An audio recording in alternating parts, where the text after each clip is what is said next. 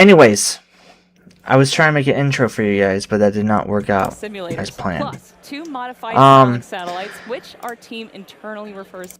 So currently, I'm at work right now. Not at work, but I started a stream before I had to go back. But currently we are won't be here for the beginning of the launch if it does happen. If it doesn't happen, then it's gonna be stuck on a screen the whole time. So bear with me right now. So anyways, I've started to stream for you guys. You guys are welcome to watch. This is SpaceX's footage. None of it's mine. But bear with us here. I will be back around 5-ish, hopefully. We'll find out. But I'll be here. So anyways, enjoy the stream. Hope you guys have a wonderful day, and let's go Starship version 3 and booster. And yeah, I'll see you guys in a couple hours. So stay tuned and look in the top right over here by where you see me. Hi. So stay tuned for that, and I will see you guys in just a couple hours. So thank you guys for watching, and hope you guys enjoy the stream, and hopefully it launches today. I'll see you guys later.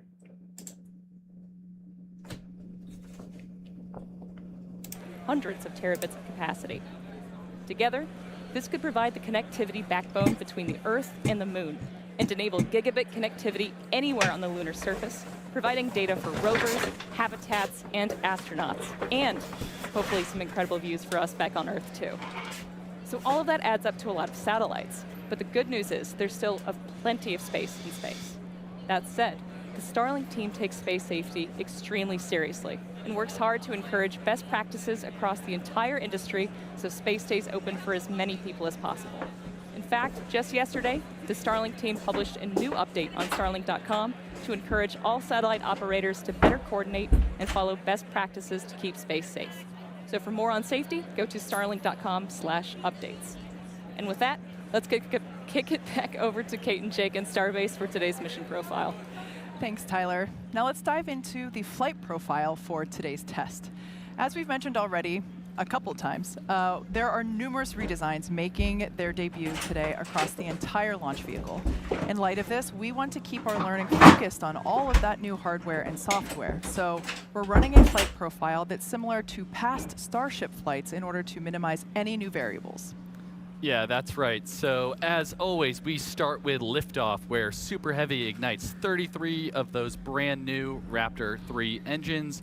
We power through ascent ahead of hot stage separation, where the booster shuts down all but 5 sustainer engines. Stage 2 then lights its Raptor engines while still attached to Super Heavy, where we see stage separation, debuting the integrated hot stage, directional booster flip, and engine relight for boost back using 33 engines. And after coasting for a few minutes, the booster today will target a landing burn and soft splashdown a few miles off from the coast of Starbase. Ship keeps it going with ascent burn to a suborbital trajectory. Then we'll deploy 20 Starlink simulator satellites and 2 Dodger Dogs, as we affectionately call them. We also plan to relight a single Raptor engine. Next will be re-entry a few minutes later. For the first time in a while, we're intentionally not messing with Starship's heat shield. At that point, we should have some amazing views of the ship's Technicolor re-entry through Earth's atmosphere. If all of that goes as planned, we'll finish the test with a landing flip, a landing burn, and a soft water splashdown in the Indian Ocean. And in just a few moments, thanks to Starlink, we'll be going live to the Indian Ocean and chatting once again with the ship recovery team stationed out there. Yeah, I'm super excited about that. That's going to be totally awesome. But sit tight, because first we're going to go to Dan for a quick status check. Yep, hey everybody, good news, still looking good. Range is green currently. We're expecting another update on that in just about 4 minutes. It should be our final determination. Weather continues to look amazing. Vehicle and pad both looking healthy. We are a little over 80% on fuel, 95 on LOX in the ship, and then a little more than 2/3 it's looking like on booster. So we are on track today, looking good for a launch right now at 5:30 p.m. Central Time.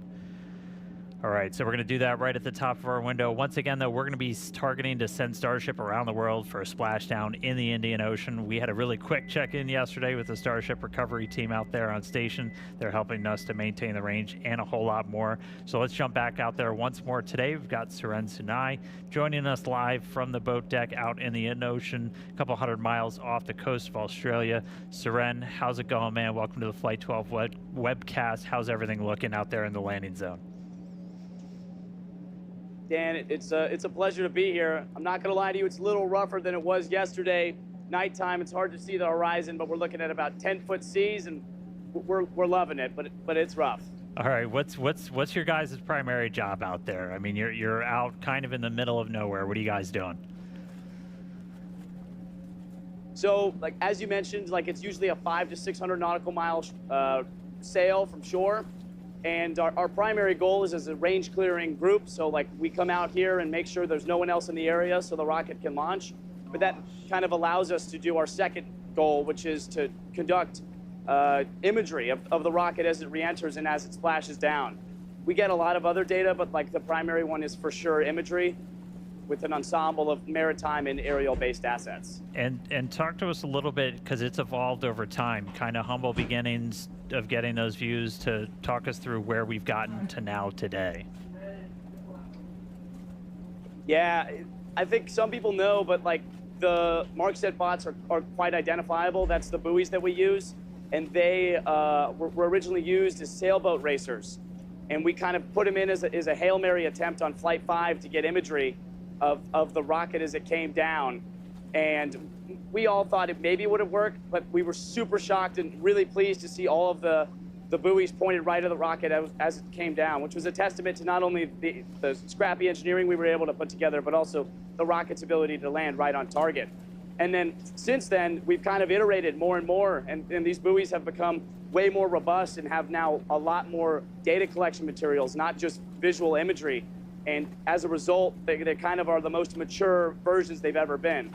And it's really cool because almost all the buoys that we're deploying even now for Flight 12, we just got them off our back deck a few hours ago, are the exact same ones that were used for Flight 5. And I saw a couple of user terminals. How's Starlink kind of playing a role in this entire operation? Dan, I'm not gonna lie to you. If we didn't have Starlink out here, we would be screwed. Like just on like a usual basis of like working, we're allowed to like have calls with each other and like work on documents with each other, send things to each other in like a very timely manner because of the Starlink on the boat. But not only that, each one of these buoys is equipped with a standard Starlink Mini, the one you would just get from like ordering it commercially, and that allows us to not only operate the buoy remotely, but also to get live stream data and telemetry, which is honestly super useful, and I don't think we have another solution for it without Starlink. All right, before I let you go, what's it like? You're out there and then all of a sudden Starship appears out of the sky. What's that feel like, man? Dan, I can't lie to you, it feels awesome. Just like being on the boat, not seeing any land for miles and miles, and then hearing the Starship crack down with its sonic booms and watching it breach through the sky, it is one of the most magical feelings on Earth, and really excited to feel that again today. All right, well, thanks, Suren. Good luck, man. Hopefully we're sending the rocket your way real soon. Thanks for joining us in, man. I'm going to send it now back down to Kate and Jake for the latest progress we're making at Cape Canaveral in Florida. Thanks, Dan. Now, if we want to get to the moon and then Mars as fast as possible, there's really only one answer, and it's to launch a lot more rockets. Yeah, and to do that, we're going to need a few more launch pads and support buildings, which is exactly what we're working on over in Florida. So originally built for Apollo and then the Space Shuttle, Launch Complex 39A has flown 126 Falcon missions since SpaceX reactivated the pad in 2017. Yeah, I actually remember the day that we did that. I was able to host the live webcast for that first launch out of Pad 39A, and it was just so amazing to see that pad come back to life. And it's also exciting to see how today, almost 10 years later, the ongoing construction, as you see there on your screen, and the development that will bring a second launch tower to Launch Complex 39A. It's designed to expand our capabilities to support Starship launches in the future, while also continuing to support Falcon Heavy missions from the original Apollo Shuttle Falcon launch tower. Yeah, and we're not done. We're also building a Starship launch pad at Slick 37. And to support the uptick in future launches, there's Gigabay, a giant assembly and maintenance facility designed to prep Starships ahead of Florida launches. And when complete, this huge structure aims to hold 24 work cells in over 800,000 square feet of workspace. It's going to be a big building. So much space. So yeah, SpaceX's future in Florida is quickly taking shape with our very first launches on the horizon. Exactly. A horizon that aims for regular trips to the moon. And speaking of moon, we've got another special guest for you today. Dan, I think the last time you and I were on a webcast with this person was Polaris Dawn, as he was performing the very first commercial spacewalk. That's right, Kate and Jared. I don't know if today will be quite as cool as doing a spacewalk, but we're going to try our best to make it as exciting. Like, thanks for joining us here today, man. You had a heck of an entrance on the way in. It's great to be here. Yep, certainly great to do a little bit of a flyby. I think they should accompany all the great rocket launches, and we certainly got a great rocket out there on the pad. But wonderful to be back, and no surprise, it's always changing here. It looks amazing. I was going to say, it's been a couple of years. What was your impression flying in? It just the lay of the land. Well, I think it was actually maybe 10 months ago. I was here slinging pizzas. I got a new job now, but it was. There's been so much that's changed even since then. Yeah, the facilities look amazing. All the housing that's coming in here, and of course, you got 2 orbital launch pads out there and a rocket that's just looking fantastic, especially from the air. It's good. Yeah, you said you got a new job. It's been a slow start to your first 6 months. I mean, you only sent humans around the moon for the first time since the Apollo days. Bill and I kind of nerded out a little bit. Like, that was the last thing I worked on when I was at NASA, so seeing them go was just insane. Like, how's everybody feeling after the success of Artemis 2? Well, I'd say I have the best job in the world, and I certainly work with an unbelievable team. I mean, as you know, that mission was a long time in the making, so I got to show up at the right time to see everybody put all that effort to put it in action. But what a great mission. Those 4 astronauts, you couldn't have had better ambassadors for humankind to the stars. I mean, they really brought us all along for 10 days, and we're getting ready for what comes next. We're going to start stacking Artemis 3. We got a lot of the hardware in the VAB already. We're hoping to even get out to the pad before the end of the year, do another wet dress. So, all right. And we're looking forward to seeing this thing fly, because hopefully at some point in the not too distant future, we're gonna join up in Earth orbit. Yeah, what's coming up next, and ultimately, like, based on the moon, that's the big focus. Like, what's kind of the why? Like, why are we doing this for everybody? Oh, well, I mean, and yes, we're certainly trying to get back to the moon, but what's coming up next? We're also building a moon base in parallel. And why are we doing that? Well, it's for a lot of the shirts I see around here, which is Occupy Mars. I mean, what a great opportunity. Go to the moon, return to the moon, build a moon base on the South Pole, interact with the water ice, right? Maybe work on some of those skills we're going to need when we're 4 days away from home for what we might need someday when we're 9 months away from home. But we got other things coming up too. You got Nancy Grace Roman, that telescope's going to launch later this summer. There's a lot of great, exciting things going on at NASA right now. Yeah, man. All right. Well, SpaceX, we're custom built to try and make life multiplanetary. We're super honored, excited to be part of this entire Artemis program. Really excited to see Starship, sending people to the moon, all of the different pieces working together. It's going to be a really exciting future. Oh, absolutely. Well, thanks for having me here. It's great to see everybody. Again, I know a lot of hard work leads up to a moment like this, so we're all rooting for you, and we're looking forward to meeting up next year in Earth orbit. All right, man. Well, I'll let you jump back in there. We got about 4 minutes to go. Toss it back down to Kate and Jake. Yeah, I think it's safe to say we could listen to you guys yap about the moon pretty much all day. It's so inspiring to hear about the future of exploration on the moon. And if you caught the show yesterday, you also heard some more future space exploration news. Yeah, that's right. From-2 Mission Commander Chun Wang will be one of the first humans to become an interplanetary traveler. Don't think I've ever said that word before. While also joining Starship's first mission to fly past the moon. Yeah. Incredible. Amazing. In fact, that Dragon capsule that you saw there was Dragon Resilience. That is the same Dragon spacecraft that Administrator Isaacman flew in both Inspiration 4 and Polaris Dawn. So it's a good one. Now, Dan, we're now coming back into a terminal count again. Anticipation is definitely growing as we proceed towards our second attempt. Once again, this is the first flight. We're aiming to fly for the first time, Starship version 3. Massive upgrades across the vehicle that you see at the pad there, as well as the pad itself.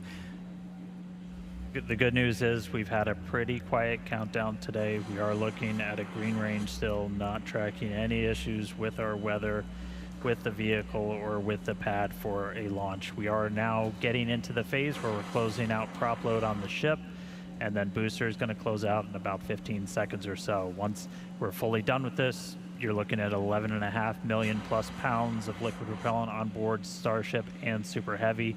We're going to get the pad itself ready, push back all of the propellant that's in those lines running from the farm up to the launch mount, just kind of harden the area and get it ready for launch. We're going to peek inside, hopefully see the engines do a little wiggle as we do our final steering check. That'll happen at T-minus 100 seconds, and then after we get through T-minus 40.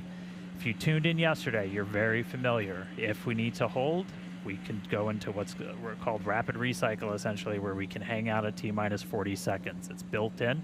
We're only going to hold if there's an issue, not currently tracking one. They can pop up after we pass T-minus 40, but right now we're looking good. Hopefully going to move right past that. And then once we do pass T-minus 40 seconds, a number of events will occur in quick succession. That is when the QD vent gate, or quick disconnect vent gate, will clear the gas commodity lines that connect the pad to the vehicles. Both the ship and the booster will configure their comm systems for flight and will rapidly run leak checks on gas and fluid tanks. And the booster goes to internal power, and its engines will get their final priming for launch, while the ship's engines begin their ascent bleed profile and arms the automatic flight safety system. Yeah, and once we pass T-minus 40 seconds, we still have the ability to rapidly recycle the count under certain conditions back to T-minus 40 seconds. And looks like we might be getting some engine wiggles here, as Dan mentioned earlier. These allow us to check out the thrust vector control actuators on these engines. It's important to make sure that they can steer. Yeah, that's definitely right. And flame diverter on pad 2 activates at around T-minus 17 seconds and enters what is essentially the point of no return at T-minus 10 seconds. If we have a hold close to T-minus 17 seconds, there's a chance we could recycle, but the closer we get to T-minus 10, the lower that chance becomes. We just heard we're at T-minus 1 minute. Yeah, so at this point in time, we're going to stop talking. We're going to let the rocket take over and listen to some amazing pad sounds of the first flight of Starship version 3.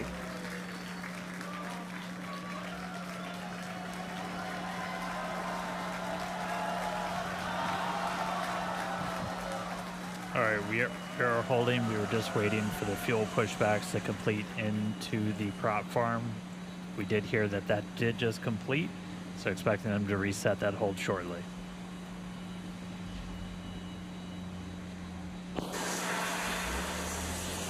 Clock, the hold is reset, clock is rolling. Flight directors go for launch.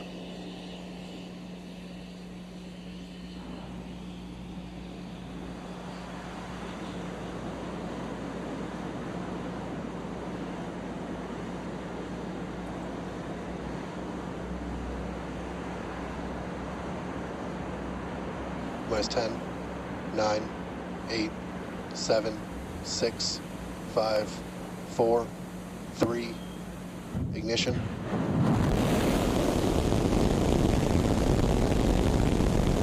We have liftoff.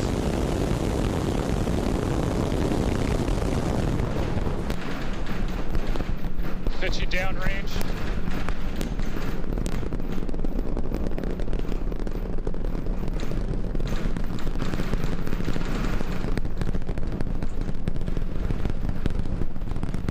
Booster Raptor, chamber pressure nominal.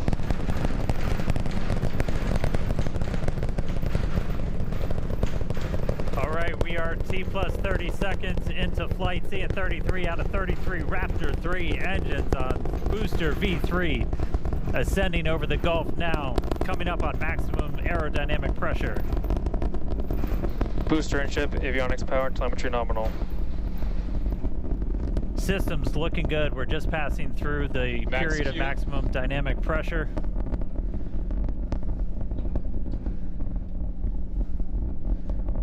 A little over a minute into flight now.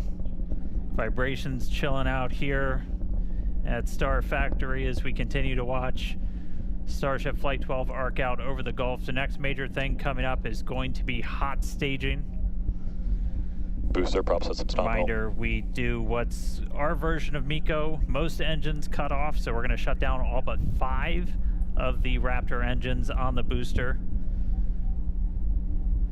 And then after that happens, we're going to ignite the 6 engines on ship while it is still attached. We have clamps that hold the 2 together. Those are going to retract inside of that hot stage ring, kind of protect them. Looks like we had 1 of the engines go out, still flying on 32 of the Raptor engines. But again, once we get the hot staging, those 6 engines on the ship are going to ignite. We're going to do it in a little bit different of a sequence on version 3. Essentially, those 3 RVAC engines will ignite first.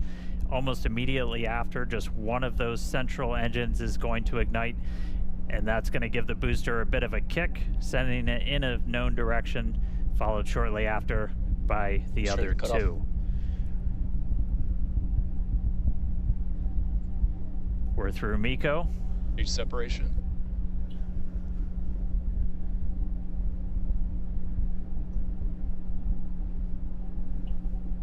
There you go, successful hot staging separation. We are not seeing as many booster engines ignite as we expected for boost back, but we are seeing 6 good engines lit on ship. It looks like we just had an early boost back shutdown. Again, a reminder, the booster was planned to essentially head into the Gulf for a splashdown, but it has shut its engines down early on into boost back. And we just see 1 of the RVAC, so we're now running on 5 engines on ship. We do have engine out capability, so it's going to continue into its ascent. You got booster on the left there, ship on the right. Ship avionics power and telemetry nominal. We are not nominal. planning on bringing the booster back for this flight, as this was the very first time.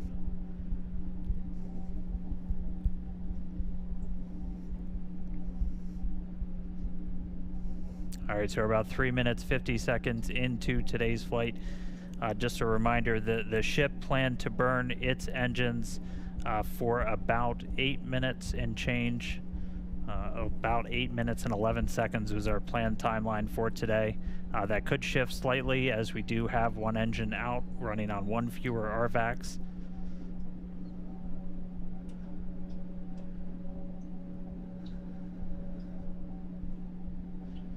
Again, continuing to watch. So booster did not complete its boost back burn. We did not see all of the engines ignite that we expected. Are continuing to get some views from it, though. That's going to make a splashdown somewhere in the Gulf. Reminder, we clear air, sea space, everything for these launches.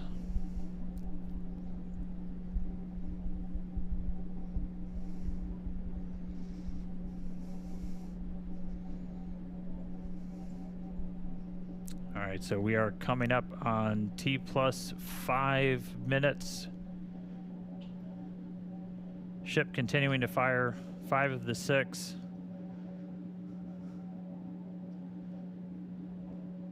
Standing by for callouts, making sure ship's on its planned trajectory. Again, we are planning a suborbital trajectory for the ship today.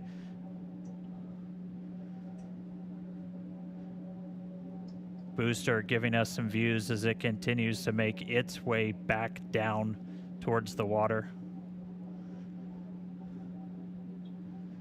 All right, so a little over 5.5 minutes in flight. Kate, Jake, you guys with me? It looks like booster's starting to come in hot. Yeah, we had the opportunity to stand outside to watch launch, and wow, that was incredible. Yeah, that was really loud, really shaky, and I was actually surprised how fast the booster got off the pad, or the whole stack. That was quite incredible. Absolutely. So we have views here from the booster coming back down, making its way into the Gulf. Pretty cool to see. We have healthy chamber pressures on 5 out of 6 ship Raptor engines. Great news there Landing for startup. Starship.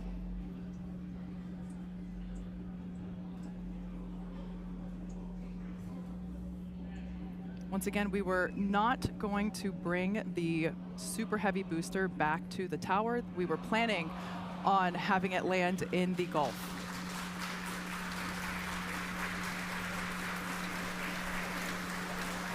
And it looks like the booster ended its mission there in the Gulf, but we've got a ship still flying. Great to see that. Still have 5 out of 6 engines there on S39.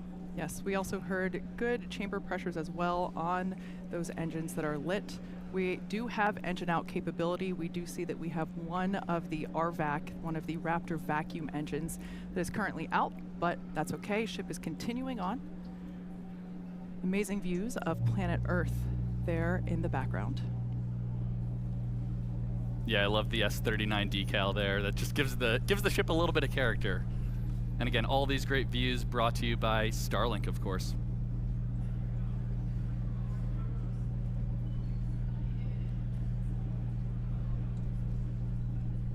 Yeah, obligatory shout out to the entire Starship avionics, camera, electronics team. Did a whole lot of work to get these upgraded cameras. A look inside of the ship skirt, you can see those 3 center engines ignited. The RVAC's continuing to fire as well. We did see at least a couple engines fire up on booster for that landing burn before we lost contact with it. We should have just a little over 20 seconds to go. We'll see if the burn extends a little bit for the engine out. Essentially, you can run your engines a little bit longer or throttle up a little bit more to account for the one engine not being lit. So right now we are standing by for Seco.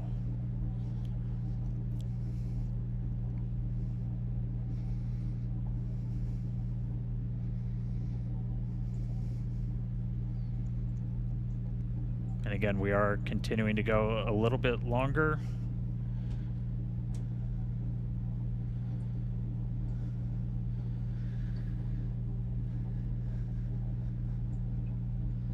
Five engines still burning on ship.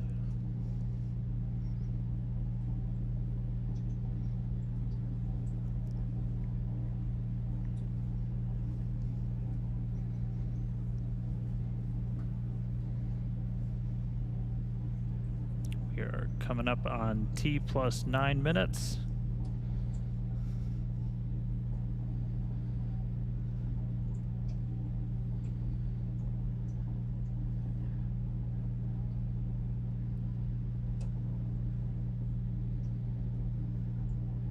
Starting to see shutdown.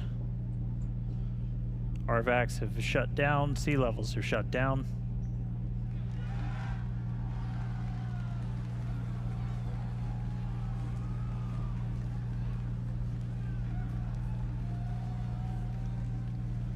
Seeing if we can get an update on the ship orbit insertion, but we have shut down again. We did run longer as we were engine out. We were flying with 5 of those 6 Raptors pretty much the whole time. Ship FTS is saved.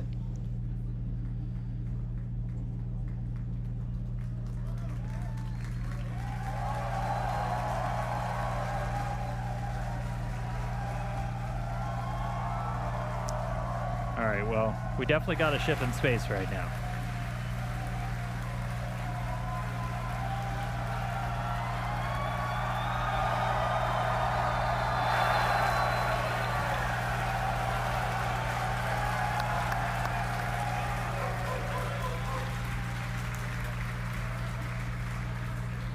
As you can see, the teams are incredibly excited to see Starship there in space. We are awaiting the call out of nominal insertion, so we're going to stand by for that. We can see the flaps moving here, actuating, but wow, the cheers here in the lobby are certainly almost as loud as liftoff was. Yeah. Man, a lot of action going on, and you know, we said at the top of the show, excitement guaranteed, and we're only 11 minutes in. We still have a lot more to go here on the mission today. So all objectives are done on the booster, so now all eyes are on the ship as we get ready for our in-space objectives.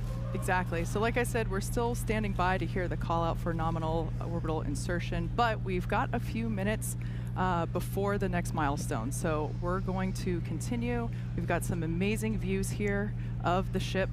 Wow, it's just that this is our planet. This is our home.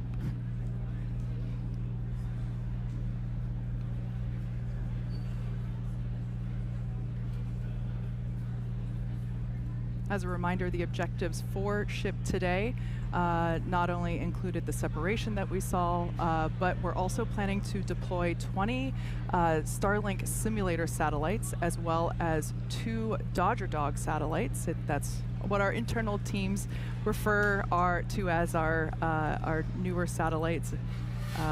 We saw a preview of those earlier. We should see those deployments here in a little bit. We're also hoping to perform a relight of a Raptor engine as well. Yep, that's exactly right. And the relight will look a little bit different this time. We're hoping to get a little bit of a longer duration.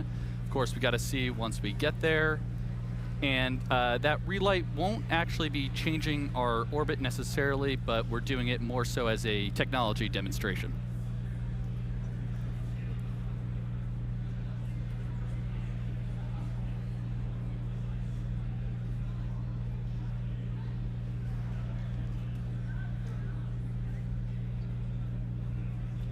For those of you that maybe just recently tuned in, you missed a pretty exciting almost 13 minutes. We had a liftoff pretty much on time, almost right exactly at 5:30 p.m. We did have a brief hold at the T-minus 40-second period, but we were able to proceed through that, and we saw a gorgeous liftoff. Jake and I were able to stand outside and witness that with all of our colleagues, and what a moment. I'll tell you what, it is a heck of a lot louder out here than it was at Ad Astra. Absolutely. And a couple things I noticed on the way uphill today on the ship. So obviously it looks like we lost one of the RVACs on the way, but that is a good way to demonstrate our potential engine out capability there. So exactly. I think we actually saw the 3 gimbaling engines kind of gimbal over a little bit to compensate for that offset and thrust. So that was really cool. That's something I know the team's been, we've analyzed that since Flight 1 all the way back. So it's something that we've thought about quite a bit, and it was kind of cool to see it in action in real life today. Yeah, absolutely. If you couldn't tell, Jake is on the Raptor team. Yeah. But hey, one non-Raptor thing I noticed also back on the when we had the shot of the aft flaps, it's a little weird. We have tiles on the leeward side, so not on the side where we're going to see heating. And you might be asking, why are we putting tiles there? I had the same question actually. So I talked to some of our heat shield engineers the other day, and we're actually running. Yeah, here's the shot right here. Great. So the fact that we're seeing all these tiles still on the flap right now is really good, because that actually was one of our experiments where we wanted to test different connection methods on the way uphill on ship, so actually ascent. So it looks like most, if not all, the tiles are still hanging on there, so that's actually a really good data point. Looks pretty good to me. Now, once again, this view is from the side of Starship, which is basically the second stage of the Starship vehicle as a whole. This is one of the flaps on the vehicle that helps to control its position and attitude as it is orbiting, and also helps to control during re-entry as well. That's a critical phase. I mentioned earlier that we're hoping to deploy those Starlink satellite simulators, as well as perform an in-space relight of a Raptor engine. If all of that goes well, we will be targeting a soft splashdown in the Indian Ocean. We heard from Suren on the recovery team a little bit earlier. They are standing by waiting to receive the ship that we see here. All right, let's send it upstairs. Dan, how's it looking? Hey guys, we are looking good. It does look like we are within bounds of what we analyzed if we were down one of our RVAC engines, so I wouldn't call it nominal orbital insertion, but we're on a trajectory that we had analyzed, and it's within bounds. So team's continuing to work through it with that engine out. They're working through some steps on the engines. We probably will end up skipping the Raptor relight for today, but it sounds like we should still be on for payload deploy, at least at this time. So very dynamic moments right here with the ship, but we do have it in space. It is on a trajectory now, headed towards the other side of the planet, and then a splashdown in the Indian Ocean. It's going to start to get darker. We're heading into an orbital sunset, so we're gonna have darkness for a little bit, and then it'll brighten up once we're on the other side of the planet, and hopefully looking at some good daylight when we re-enter into the Indian Ocean.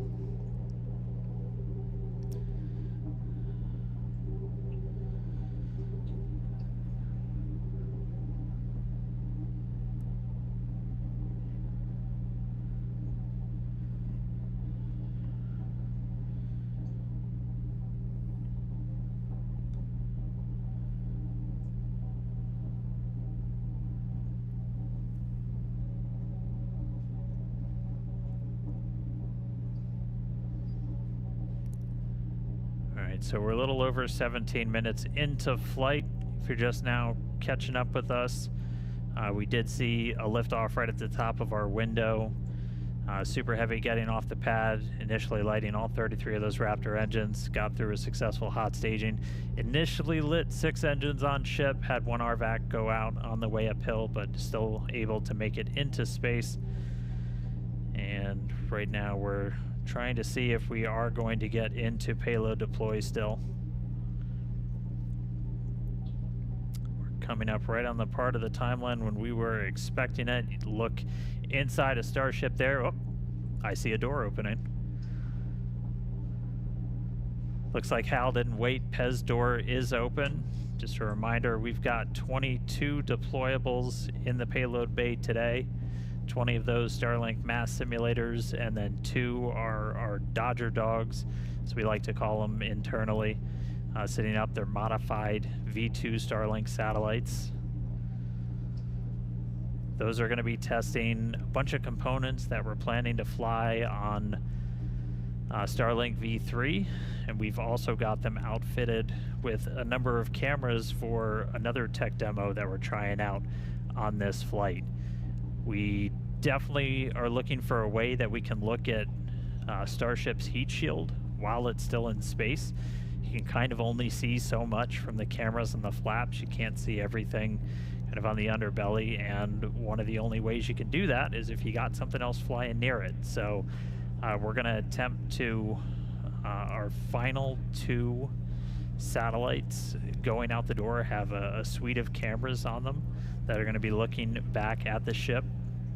We're going to be in nighttime, and so we've got, oh, sounds like we're getting into payload deploy. We'll be in nighttime. They've got some powerful flashlights on them to try and illuminate the ship's heat shield while we fly away from it. So, oh, we see some Pez motion.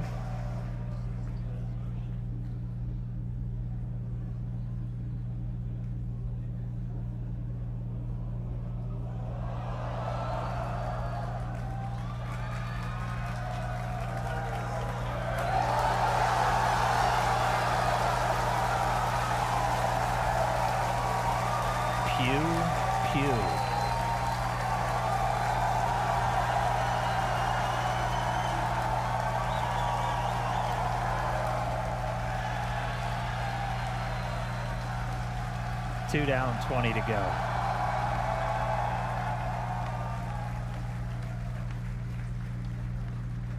As a reminder, that's one of the things that we upgraded in version 3. Kind of gave a little soup up to the Pez dispenser, so those satellites going to move out a little bit quicker than they did on previous Starship flight tests. So first 2 out the door, 2 more on their way out.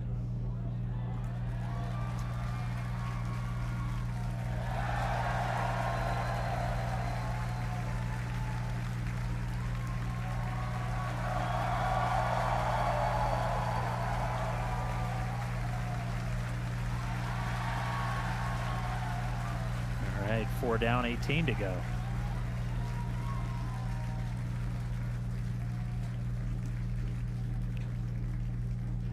Flexing my basic math skills here today. Again, the majority of this stack, 20 of these 22 satellites, they're essentially just mass simulators, so they're roughly the same size as those Starlink V3 sats that we're hoping to fly later this year.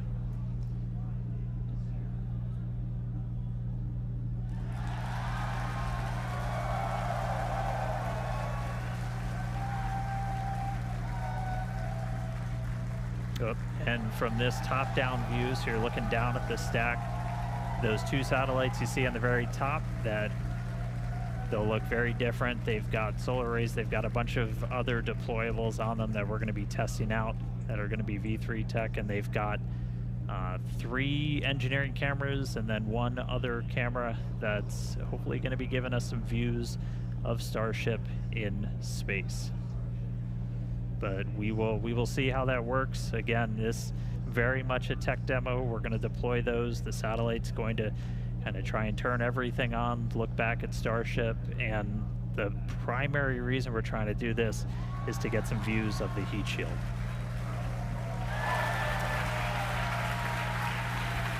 All right, 2 more out the door.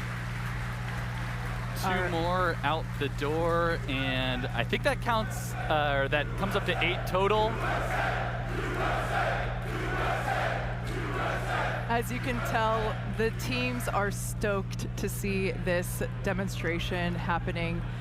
It's pretty incredible to see this happening live from space.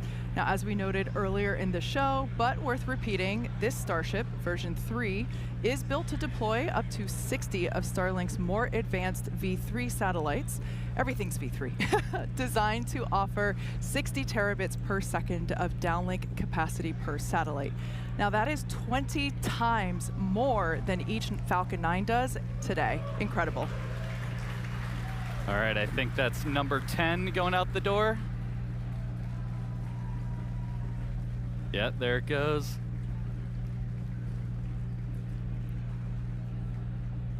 So yeah, the camera view you have on your left screen there is basically right at the bottom of the payload volume. So the kind of dome-shaped structure you see there that's actually the top of the fuel tank. Then the camera view that you have on the right is an external camera that we have positioned so that you can see basically the light through the open Pez dispenser door that you see. That's that sliver of light. We can see the Starlinks here deploying as each one comes through.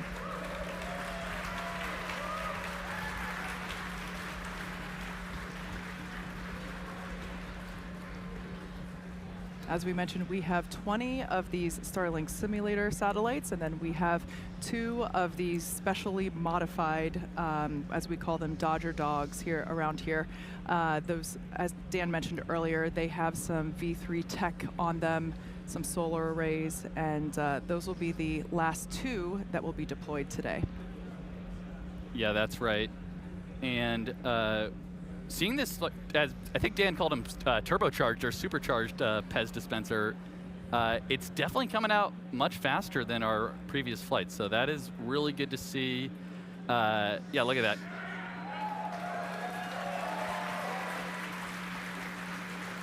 And especially once we, fill Starship up all the way with around 60 or so of these Starlinks, being able to deploy them fairly expediently is going to be important for designing the overall mission profile. Yeah. Now, fans of Starship may know that Starlink enables lots of unprecedented views, both from space, as we see here, and on Earth. In addition to the dozens of cameras on Starship itself, we also have mobile Starlink camera kits deployed in the Indian Ocean. Yes, Starlink also connects our aerial cinematography units on the ground at Starbase and at other strategic camera spots around Texas. It's all part of how it all comes together to tell the incredible story of Starship both on and off planet. Yep.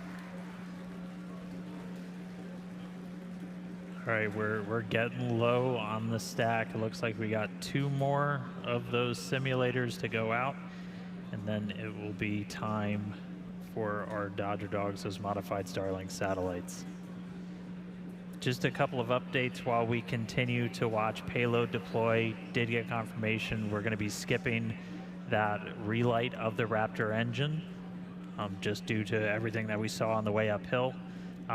Those sea level engines, we're going to use them for a landing burn, though. They are still capable to be used for that. So we'll still look to do a controlled landing in the Gulf, but no in-space relight.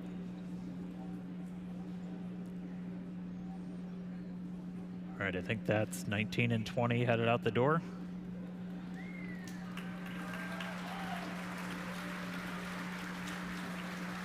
And then coming up are our Dodger dogs. So these are modified V2 Starlink satellites. We do have a number of cameras on these that are going to attempt to look back at Starship. We're not going to get this video in real time, but we're going to try and turn it around if we do get some video down.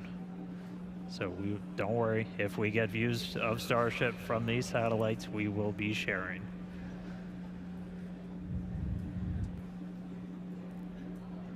And these will be exciting because, again, they're really a tech demo, getting our chance to test out some of the technologies for version 3. All right, I think that's 18 and 20. My basic math skills are failing now. All right, here we go.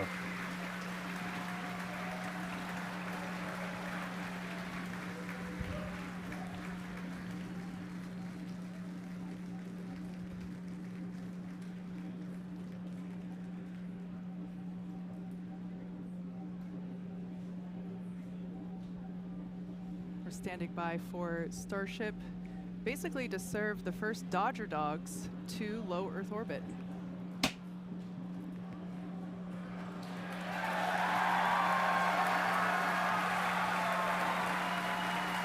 One out the door.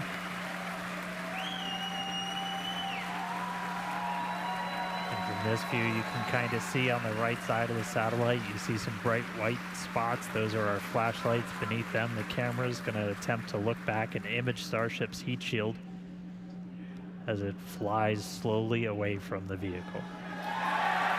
And there it goes.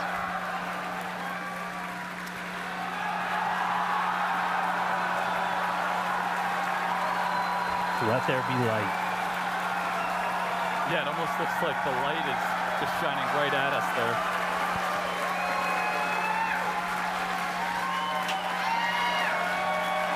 If you couldn't tell, we're pretty excited. Yeah. It is always sunny in space. Always sunny in space, and that looks like an empty payload bay. So Sure does. That's exactly what you want to see there. That's great. So yeah, with payload deploy complete, oh, you can see the door closing there. All right, there we go.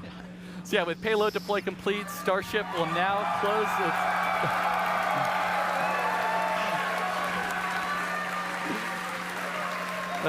yeah, Starship, we closed the payload door, and we're going to continue to coast around Earth all the way to the Indian Ocean. So still a lot of major events to come today. Sounds like we're not going to hit that Raptor relight based on what Dan was saying, but after that, of course, we'll have the atmospheric reentry and splashdown. And with that, we're going to go on another quick coast. So sit tight, enjoy some amazing space views and the space jams, of course. And we'll be back in a few minutes for Raptor relight, or excuse me, not for the relight, but we'll be standing by for atmospheric reentry.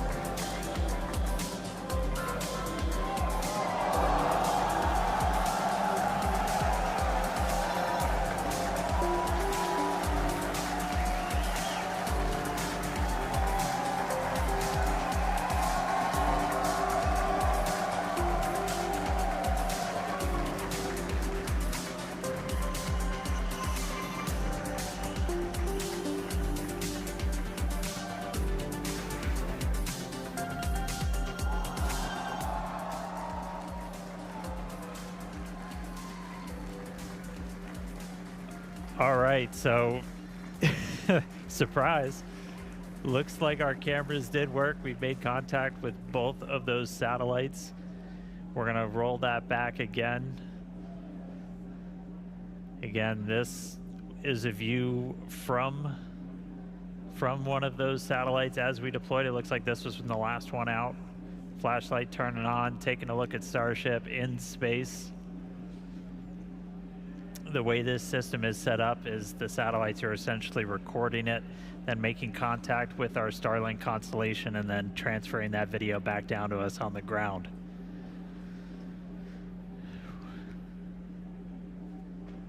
That's a Starship in space. So aside from just being really cool, this was our test to try and develop a free flyer that we could fire outside of Starship's payload bay, look back at it, and then do essentially a pirouette with Starship to get a look at the heat shield, where it's going to be really important when we start bringing these things back for a catch, which we are hopefully doing in the not too distant future, as they are intended to be fully reusable. But this will give us an opportunity to look at the heat shield while Starship is still in space. So there was a glimpse. We'll see if we get any more video down from those satellites, but I mean, that's one we've been chasing for a while, so really cool to see it come to fruition here on Flight 12. All right, coming up on 40 minutes into the flight, and we should start hitting the re-entry period in the next 7 minutes or so. You'll start to see a light show building up. As we had talked about, we did skip that on-orbit relight of the Raptor engine. It was not needed for our trajectory or anything. We are on this suborbital trajectory to splash down in the Indian Ocean. We are going to attempt a landing burn. We'll see how they perform when we get there. And just a reminder, we are going to be stressing the ship on the way in.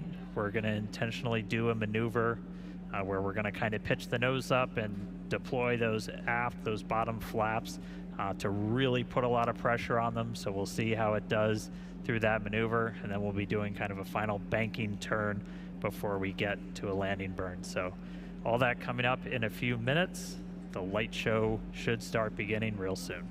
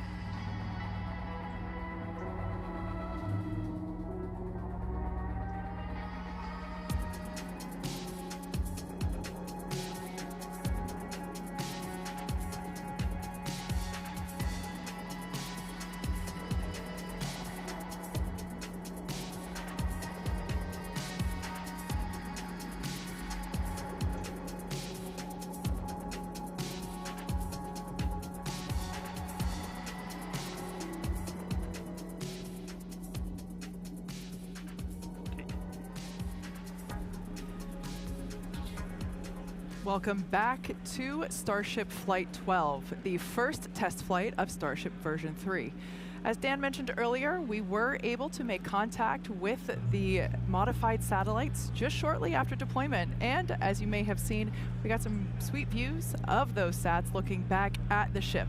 Pretty cool to see. Yeah, those views were incredible. Now, as you see on your screen, currently the ship is re-entering the Earth's atmosphere. This is the plasma starting to build up on the exterior of the vehicle. Now, we do not plan to recover the spacecraft today, but rapid and reliable reusability is the ultimate goal. Yeah, that's right. And re-entry is a critical phase of flight, and we need information on how the ship's systems perform.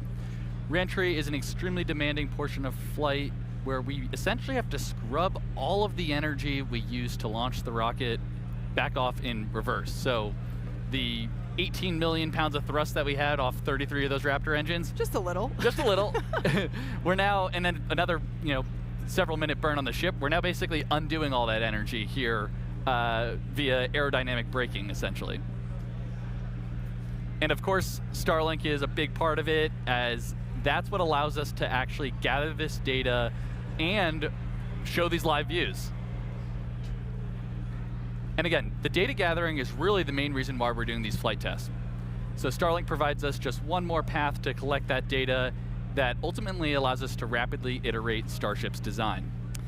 Now, if ship manages to make it all the way through re-entry, we'll collect valuable data on the spacecraft flying through the Earth's atmosphere at these hypersonic speeds, which is basically more than 5 times the speed of sound. Now, we do anticipate that it might be a little bit of a spicy re-entry, so we'll see how far we get. Re-entry is typically a portion of flight where we don't have communications with the spacecraft because it's re-entering at or around orbital velocity, roughly 8 kilometers per second, or for those of us that think in other units, roughly 5 miles per second. At those speeds, the spacecraft is moving through the atmosphere, and it creates that plasma field that we saw forming around the vehicle. Yeah, and although the plasma looks really cool, it does distort some communication frequencies. So it's not uncommon to experience brief blackouts in communication. Of course, thinking long-term here, Starship is designed to land on Mars where there are no runways or other humans to help out. That's why we're going with the propulsive landing instead of a more traditional means like parachutes. Propulsive landing, not only, again, is it more cool, but it enables a more rapidly reusable rocket. Yeah. Now, we should hear some call-outs as the ship makes its way back to Earth. When we hear entry max heating and entry max Q, that means the ship has made it through the maximum heating and aerodynamic loads that it will experience as it returns. So if we make it through those, we're doing pretty well. Yeah. And you can see in the bottom left right now, we're at 23,500 kilometers per hour speed. That's just a crazy number to think about. But as we keep progressing in the mission, we are going to hear a call out when the ship is transonic and then subsonic. So transonic refers to the period of flight where the velocities of airflow surrounding and flowing past the vehicle are concurrently below, at, and above the speed of sound, kind of in that Mach 0.8 to 1.2 range. And for reference, commercial jets have a range of cruising speeds, but mostly fly around Mach 0.74 to Mach 0.85. And after we hear the call out that Starship is transonic, we should hear the call out when Starship is subsonic. This refers to speeds that are much less than the speed of sound, so at this point in the flight, ship's velocity will be slowing down. We definitely have a crowd still here in the lobby of SpaceX headquarters down here at Starbase, Texas. Everyone is, loves watching ship re-entry. It's always such amazing colors. This must be what it feels like to be one of those praying mantis shrimp, or mantis shrimp. I can't remember exactly what the name is, but the ones that see in billions of colors. This is the closest I feel to being one of those. Yep. I think one other thing that's cool to point out right now is look in the bottom right. You can see where we are on a globe there. We're squarely in the Indian Ocean already, and we've only been flying for 53 minutes. Yeah. So pretty crazy. We went all the way from Texas to the Indian Ocean in less than an hour. Yeah. She flies pretty fast. She that flies is for very sure. fast.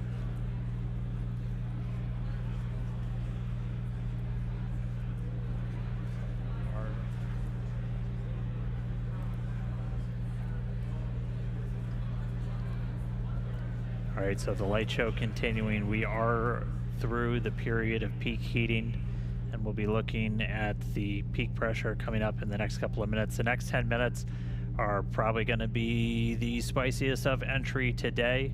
As a reminder, we are going to be doing some stress work on this ship, where we're going to do a maneuver where we kind of kick the nose up to fully deploy those aft flaps to really get a good test of the structural strength of that part of the ship. We did that on one previous flight test on version 2. We're going to try and do that today.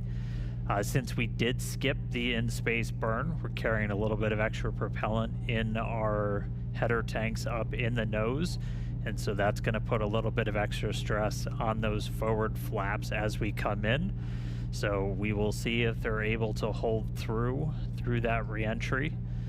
So that will be another watch item. We did skip that in-space burn, but we are expecting at least 2 of those sea level engines to try and ignite for a landing burn. We entered the entry period in a good attitude, so hopefully making our way to the targeted splashdown point. We've got that Starship recovery team standing by, and we should be about 10 minutes away from splashdown. So a lot of excitement over the next couple of minutes. Kate and Jake, let's see how Starship holds up on the way in.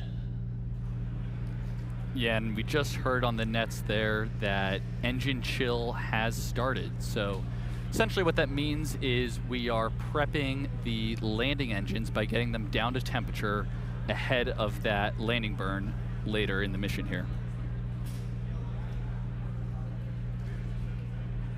And on a lot of our previous flight tests, we've been removing a bunch of the tiles.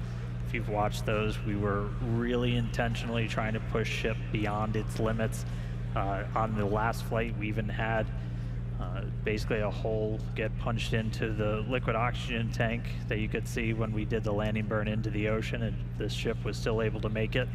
But right now, we're really going to be testing the structural strength of these flaps on the way in. Again, this is a flight test. We're trying to intentionally find where our limits are. And in this view, you're looking at a whole bunch of tiles. I think Jake talked about it earlier. We bonded some additional tiles to the leeward, or kind of the metal side of Starship, to see how those different bonding techniques would hold up. And looking like we've got quite a bit still attached. Yeah, and as we're going down through the atmosphere here, we are at about Mach 16.1. So still extremely fast, although we have, scrubbed off a substantial amount of our speed already. Altitude at a little less than 60 kilometers.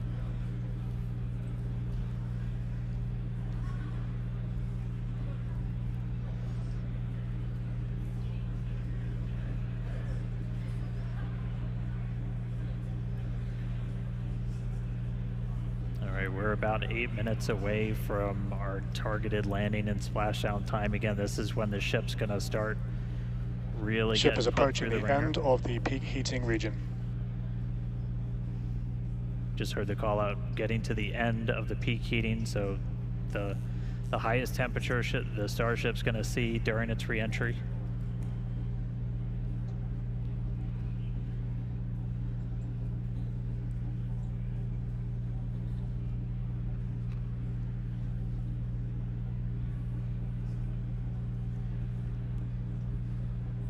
This camera angle changes as it is attached to the forward flap on Starship, so we're actually experiencing the articulation of that hardware, helping to steer the ship down for its precise landing in the Indian Ocean.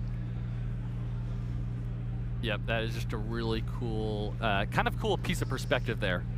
I know some people say it makes them a little seasick, but I definitely love it. It makes it feel like you're really riding along with the ship on the way down.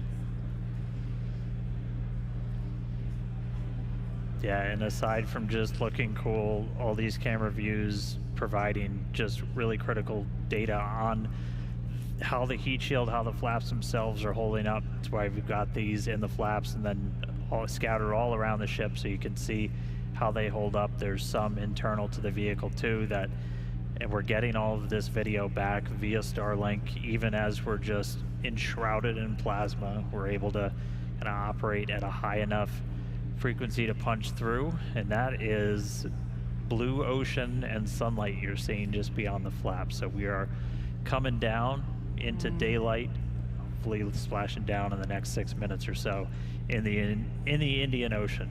We've still got a couple of maneuvers lined up where we're going to be really stressing the flaps on the ship. So ship has passed through the peak heating region. External temperatures are coming down. Wow, that is incredible news. As Dan mentioned, we were expecting this reentry to be super spicy, but excellent news that we're now past that period of peak heating and that now the external temperatures are starting to decrease. Those heat shield tiles there on the belly of the ship really doing a ton of work to burn off all of that inertia that the vehicle had prior to re-entering the atmosphere.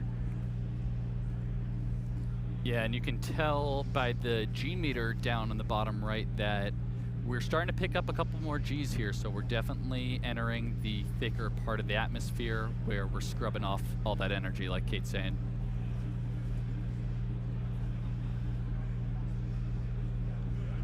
all right, just about 5 minutes or so to go. We're coming up shortly on the maneuver where we're gonna, it's affectionately called the flap slap, where we're going to kind of pitch the nose up on the ship, and you're gonna see those aft flaps, the ones in the very bottom, fully deploy. Ship is at peak dynamic pressure.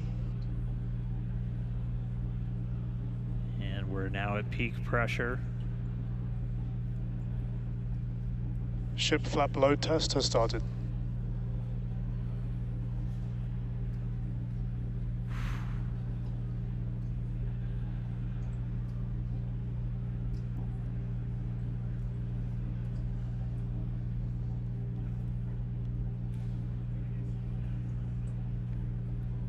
Looks like it's holding. Again, the intent of that was to put just a lot of extra stress on those aft flaps. We are expecting the forward ones too to see a little bit of extra stress as we've got a little more propellant in our header tank, so the area right at the very nose of Ship Starship. flap load test is complete. And we're through that test. There we go. And we just did that test at Mach 7, just for reference there. So we are still going incredibly fast.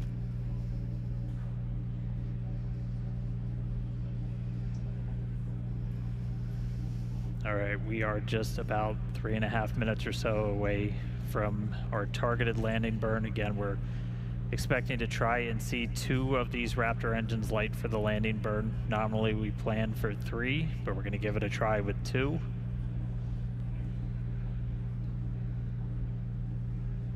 Hopefully we've got Ship is starting the RTLS banking maneuver.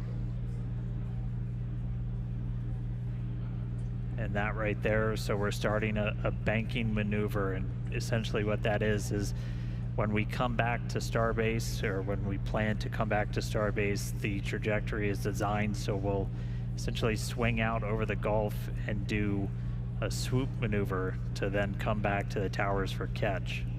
And so we are doing that exact same maneuver as we head towards our targeted splashdown in the Indian Ocean. Yeah, and that call out there that we heard, RTLS, stands for Return to Launch Site. So definitely a pretty cool thing we're demoing here on the ship. You know, as in the future, we are going to be trying to bring the ship back to the launch site, which is going to be absolutely insane. Absolutely. But of course, we want to test out these maneuvers, these principles prior to actually bringing the hardware back to the pad. This is the same reason why we were intentionally not trying to bring the booster back to the pad. So we're trying all these things out in this developmental phase of the vehicle, and really proving what a test flight is. Absolutely. Dynamic pressure is coming down. All right, we heard there, dynamic pressure coming down, and I'd say we're in a pretty good bank right now. Yeah, executing the power slide. We're about 90 seconds away from our anticipated landing burn. Clouds coming up, pretty sunrise on the other side of the planet. Starship is subsonic and is on target.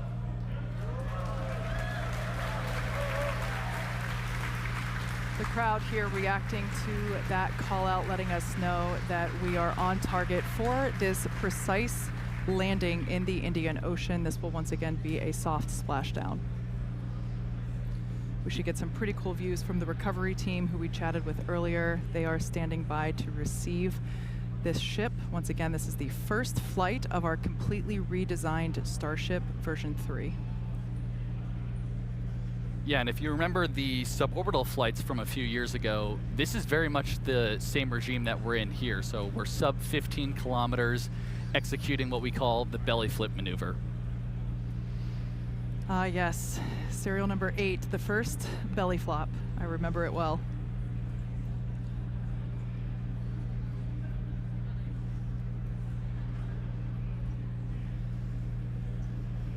Just some really amazing views of the Earth as the ship is coming back home. Thanks, Starlink.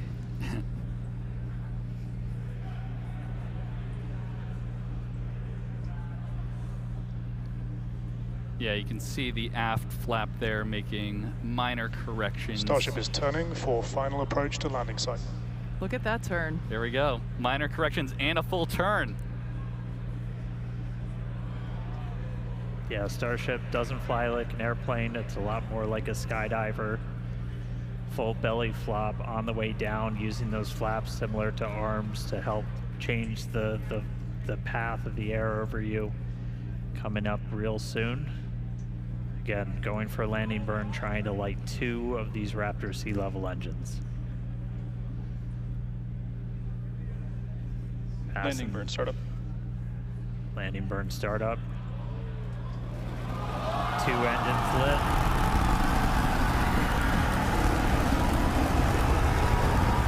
Successful flip.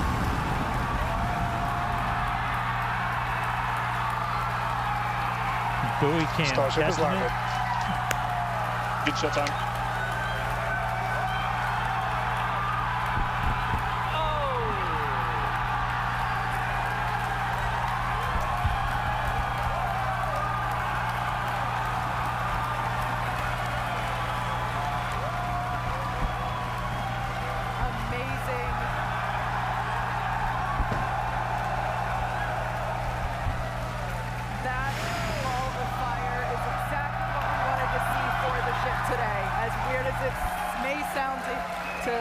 To hear, but it is the truth.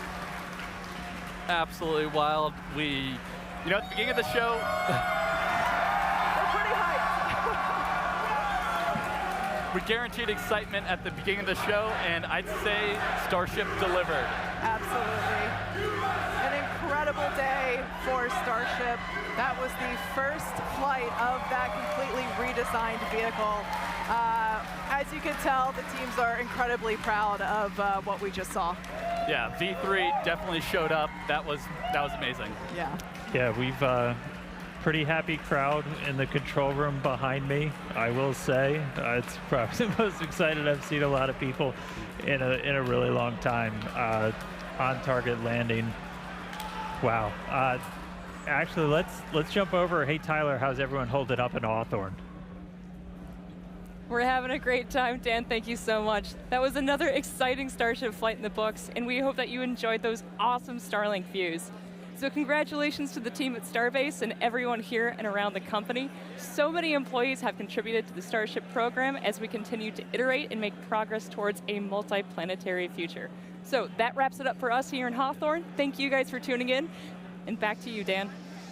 All right, thanks. So just to recap, we lifted off right at the top of our window, 5:30 p.m. Central Time. We were able to see the booster light 33 of those Raptor engines get off the pad and ascent over the Gulf. Successful hot stage separation. Initially lit 6 of those Raptor engines, lost one of the RVACs on the way uphill, and then the booster didn't complete its full boost back. Its mission ended a little bit early, but landed in the clear area that we had set in advance. Once we were on orbit with Ship, we were able to get through our payload deployment, 22 satellites, the 20 simulators, the 2 Dodger Dogs, which successfully turned on cameras. We'll see if we got any more views from those, so obviously stick around. Skipped the Raptor relight, but made it through re-entry, on-target landing in the Indian Ocean. You saw those views. Starship made it. It's been a long time coming. We're really excited to see this vehicle fly, and there are several more on the way. So that's going to do it for me up here. Send it back down to Kate and Jake and everybody who I hope is at least a little bit excited down in Star Factory. Oh yeah, it is absolutely insane down here. We would, of course, want to thank the fine people of Cameron County, including the residents here at Starbase, as well as the Coast Guard, the Federal Aviation Administration, the government of Mexico, and of course, the Australian Space Agency. Yeah, so honestly, just huge congratulations to all our teammates here at SpaceX and everyone who's supported the Starship mission just in general here. It's been a massive effort, really incredible. Yeah, there's a lot of people that worked really hard to make things look easy, so shout out to those teams. Now be sure to follow SpaceX on X for updates and more exciting views that we didn't get to show you on today's live program. I have a feeling we'll see some pretty amazing stuff come from those demonstration satellites that we were able to show some initial footage of.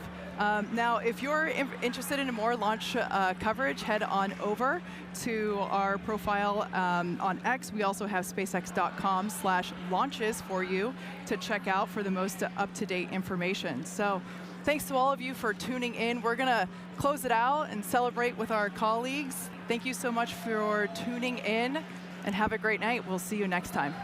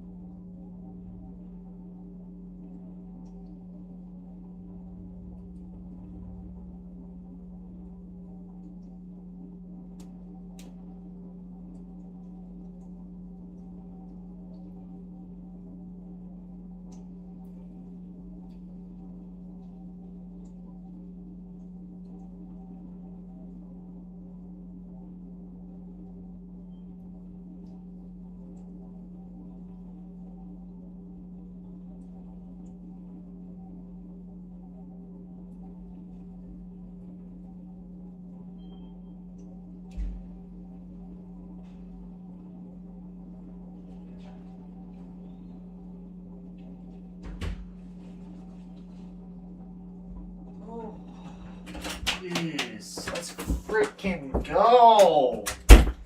Yeah. So I'm talking about, ladies and gentlemen. It's what I'm talking about. Oh. Ho, ho, ho. Merry Christmas, everyone. Merry Christmas. Larry just walked in the door from work. Only an hour and 44-minute mission. Wow. They did it. Version 3 launched. There were some mishaps. As, you know, we kind of expected.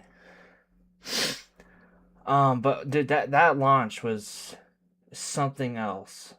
That was something else to see. I mean, that was nice. Nice launch. Well, sorry we're really freaking late right now.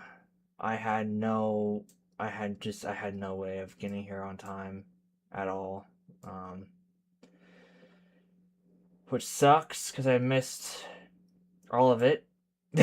I missed the whole launch, but whatever. At least I got to stream it on here on my channel at least. But dude, what a launch! Oh my goodness, I didn't see the landing part. I didn't see it land because my phone freaking froze. All right, I want to see this right here. Yes, serial number 8, the first belly flop. I remember it well. I think my phone cut out like right here. Look at that. Oh wow. Look at that. Look at that. There's some cracks in the tile, which just looks like different heat shielding because it's not honeycombed. It's just a square.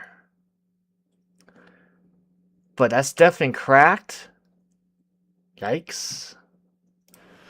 Just some really amazing views What a launch. of the Earth as the ship is coming back home. Everything went good on Thanks, this mission. Starling. Not everything, but they got a lot of data from this. Which is Yeah, you can see the really aft good. flap there making minor corrections. Starship is turning for final approach to landing site. Look at that. The way it There we go. turned Minor too was corrections and a insane. full turn. Yeah, Starship doesn't It, like, fly like an airplane. completely It's a lot flipped more around. like a skydiver. Full belly flop on the way down, using those flaps similar to arms to help change the path of the air over you. Coming up real soon. Again, Like, this going was for landing insane. burn, trying to light 2 of these Raptor sea level engines.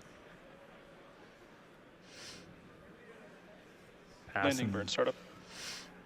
landing burn startup. 2 engines lit.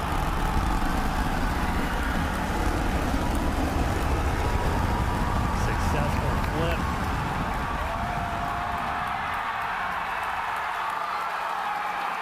Buoy cam Starship is catching landed. it. Good shut time.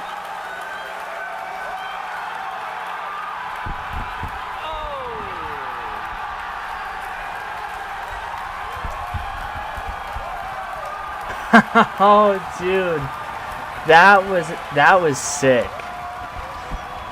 They got that drone. The drone guy was trying to get that shot when it did a flip.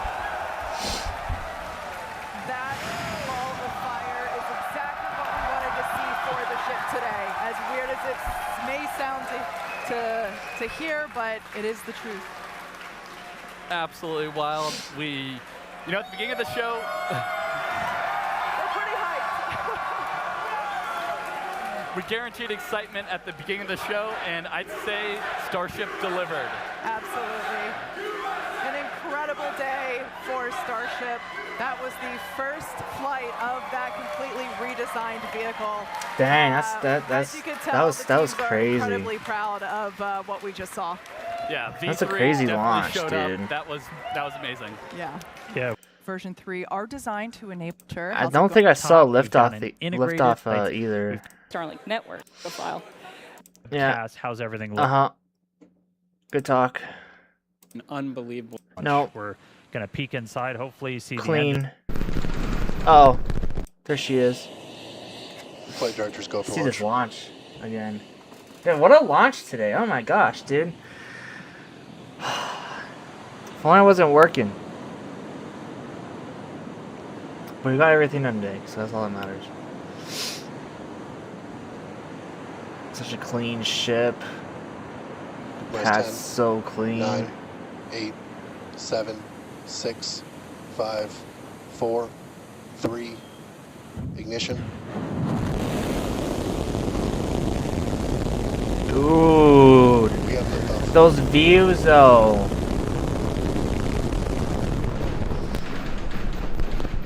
Pitching downrange. Like, look at that.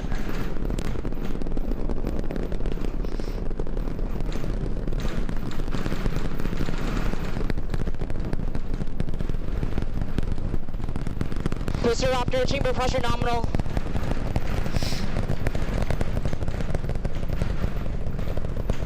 Dude, it went up fast. Plus 30 seconds Went up so fast and it turned. Just look at that turn. Engines on the booster V3 ascending over the Gulf now, coming up on maximum aerodynamic pressure. Booster and ship, avionics power, telemetry nominal. Systems looking good. We're just passing Dude, it sounds through so the good. period of maximum dynamic pressure. Look at those engines. I don't think it doesn't look like none of them went out. A little over a minute into flight now. No, none of them went out. They're all Vibrations lit. chilling That's out good. here They got the booster at Star down. Factory as we continue to watch Starship Flight. I wonder if 12 that park out over the Gulf. The next vacuum major thing engine that coming they up is had going to be that went hot out. I staging. wonder if that was intentional. Booster prop systems nominal. Reminder, Just to we see, do like, what's if one our did version go of out, Miko, what would most happen? engines cut off, so we're going to shut down all but 5 of the That's Raptor crazy, engines dude. on the booster. Look at that view, bro. And I'm gonna then get after 4K that monitor happens, we're Monday. going to ignite the 6 engines So hopefully I can on start ship streaming in while it is 4K still for you attached. guys. We have That would be clamps that awesome. hold the two together. Those are going to Look retract at that inside of that hot view, stage bro. ring, kind of protect them. Jeez. Looks like we had one of the engines go out, still flying on 32 of the Raptor engines. Oh And, yeah, one did. once we One get the did go hot out. staging, those 6 engines on the ship are going to ignite. We're going to do it in a little bit different. They probably did that on purpose to see what happens when they lose one, and it wasn't the gimbal ones, Essentially, so those that's 3 good. RVAC engines will ignite first, almost immediately after. They just can one of those technically central still go engines with is going to ignite, and that's going to give the booster a bit of a kick, half the sending it engines in out, a at least known they'll go. direction, followed shortly after by the Sure, other cut off. 2. We're through Miko. Each separation. Dude, that was so clean.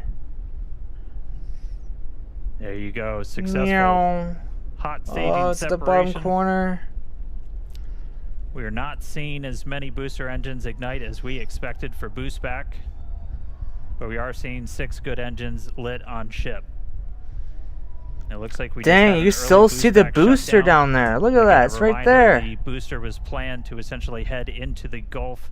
There it is. For a It's, splashdown, you still but see has it. shut its Tracking, engines tracking, down early on tracking, into tracking. boost back.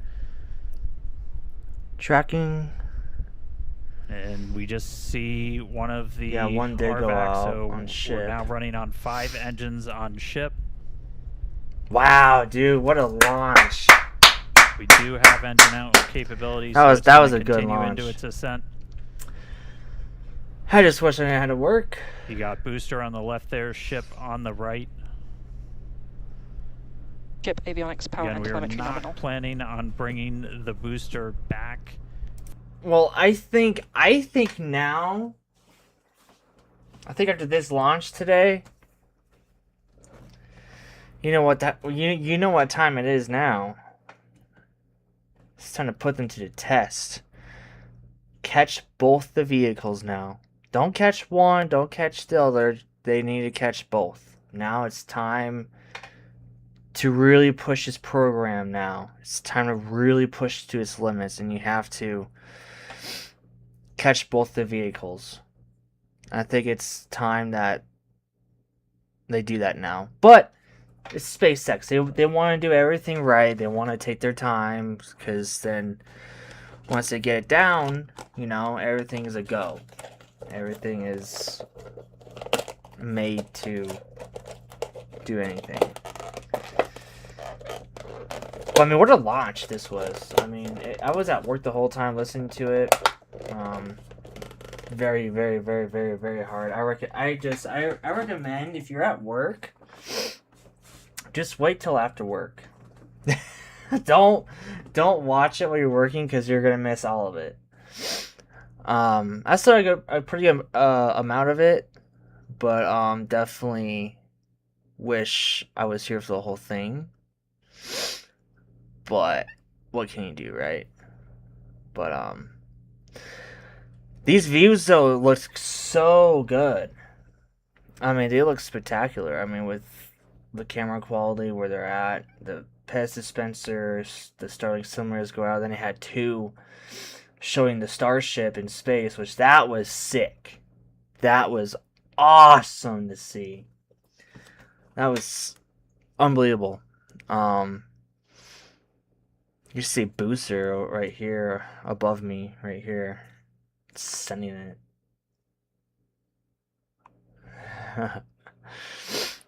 Booster came back really fast. I just noticed that. How fast the booster got off the pad or the whole stack. That was quite incredible. Absolutely. So we have views here this was a fast launch. It was only an hour and 44 minutes. Well, let's see.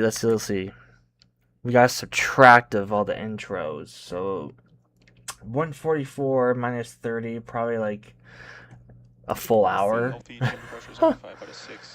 Full hour in like 5 minutes or something. So just the fact that they could do this fast, it just shows that. Again, we were not going to bring the super heavy booster back to the tower. We were planning on having it land in the Gulf.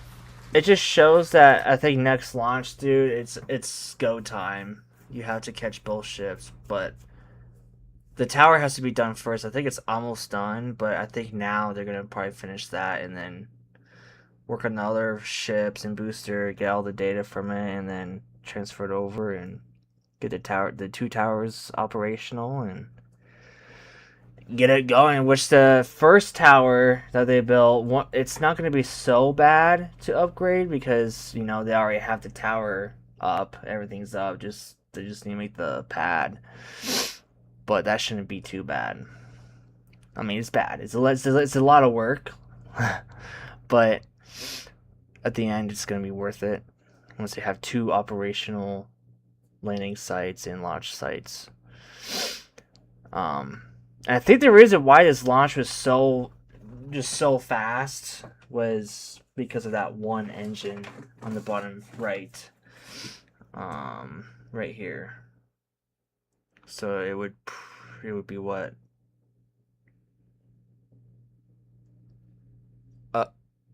This one? 89? 98? 98. Yes, 98. Or 86, one of those two. But look at this view of the engine bay. Now, let's go back a little bit. I think all these engines are brand new. They're all the 3rd version. Version 3. And it looks like there's a lot more space in there now. Like a lot more space. You could almost put all kinds of engines in here. It's crazy.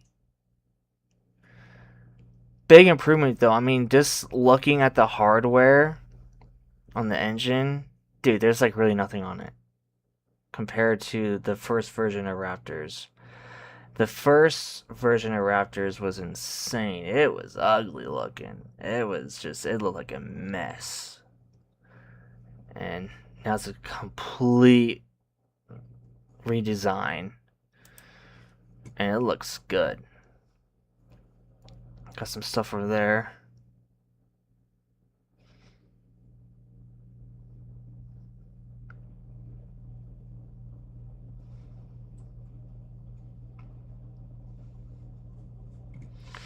that?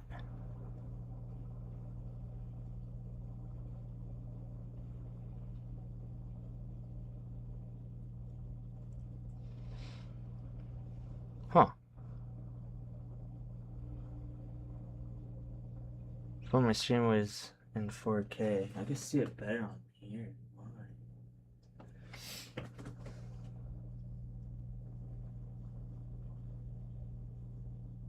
I don't know what that is. Satellite or something, who knows.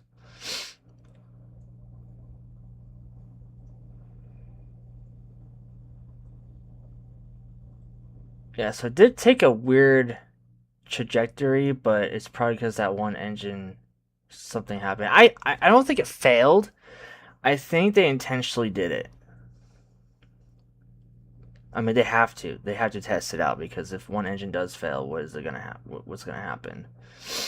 So, but look at the trajectory it is. It's just moving back and forth.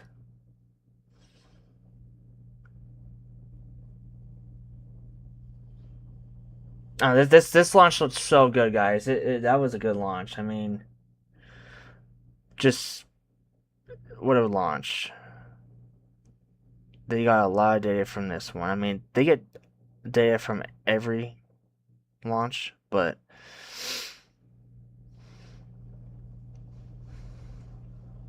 yeah, you saw the engine's gimbal right there. I think they were going into landing mode, so it's one step further, just so they don't have to worry about moving the engines to the landing position or whatever.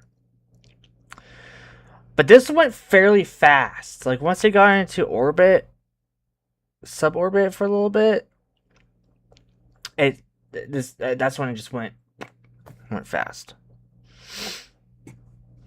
Then went into a coast phase. Everyone's excited. Yeah, this is when it was during the coast phase. It's getting in position for the Starlink simulators.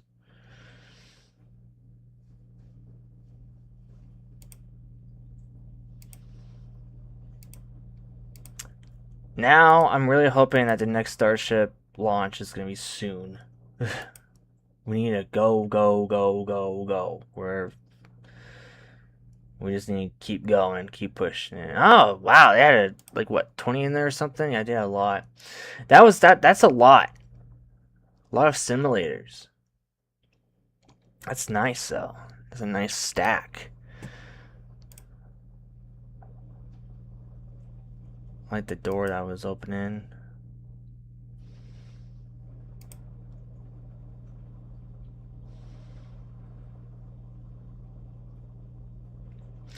Dude, big difference, though. Big difference.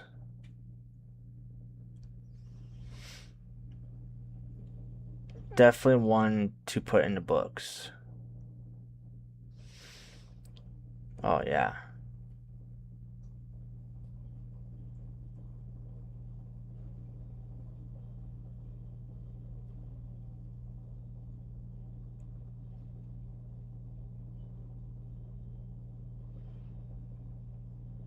Crazy, bro. Soup up to the Pez dispensers, so I just want to see the shot. Yeah, they had a lot.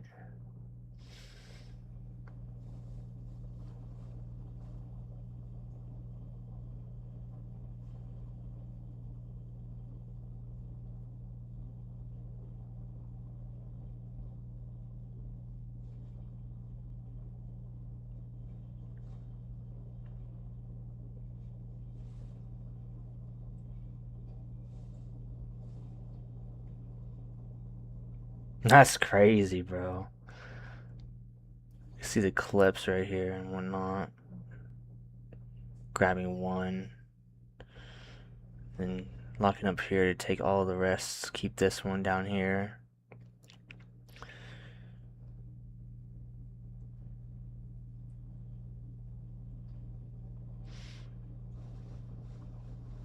Look at all that ice, dude. Like, it looks like bugs in space. It's not. That's ice. All from the fuel, cold pipes.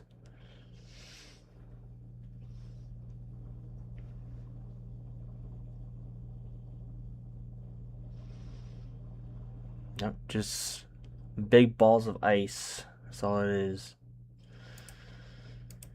Big clumps of it, clumps of the ice. Look at that bay, that bay's nice.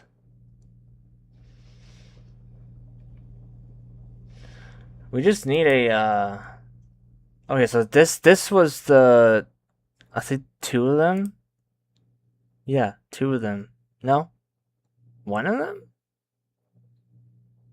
I don't remember. This one right here has, so that's a little communication satellite right there, it looks like. And they had a camera on it, which was also sick. I mean, you guys saw that already. I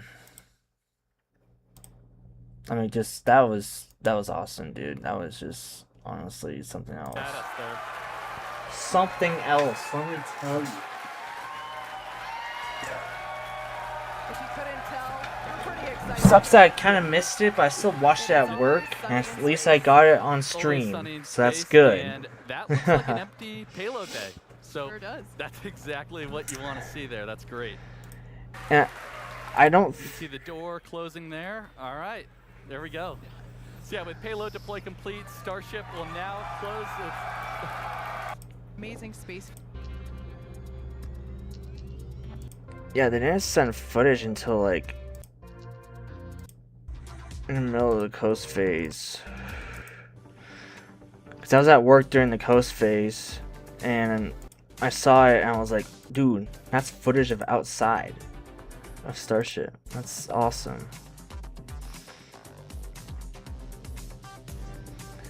Yeah, their stream went kind of blurry because. Surprise. Looks like our cameras did work. We've made contact with both of those satellites. We're gonna roll that back again. Again, this is a view from one of those satellites. Look at the Looks like interior, dude. It's so Flashlight pretty. turning on, taking a look at Starship in And then space. coming out, dude, that's a big fuel transfer thing, way dude. this That's how you system is know set up this is ship the is satellites are essentially massive. recording it, then making contact with our Starlink constellation, and then transferring that video back down to Dude, us on the ground. the background, all that moving and the doors closing, just it just looks like a sci-fi movie. That's a Starship in space. It just doesn't look This real, side but footage it's being real. really cool. This It's a was real our thing. Test to try and develop a free flyer that we could fire outside of Starship's payload bay, look back at it, and then do essentially a pirouette with Starship to get a look at the heat shield. And then you go back It's and gonna be really it's important zoom bringing in. these things back for a catch, She's which we are zooming. hopefully doing in the not too distant future. She's zooming This is fast. intended to Oh, be I need to fully clock out. reusable. But this will give us an opportunity to look at the heat shield while We're Starship getting good is hours still today. in space. So there was a glimpse. We'll see if we get any more video down from Oops. those satellites. But I mean, that's one we've been chasing for a And you while. clock So out, really cool clock to up, see it clock come out, to clock fruition out. here on Flight 12. All right, coming up on 40 minutes into the flight, and we should start hitting the re-entry. Dude, that was a wonderful And then- launch, man. Going from the beginning to Pez to Starlink Simulator. Oh, dude, just all that. They finally launched, dude. It's been so long since we had a Starship launch. It's been so long.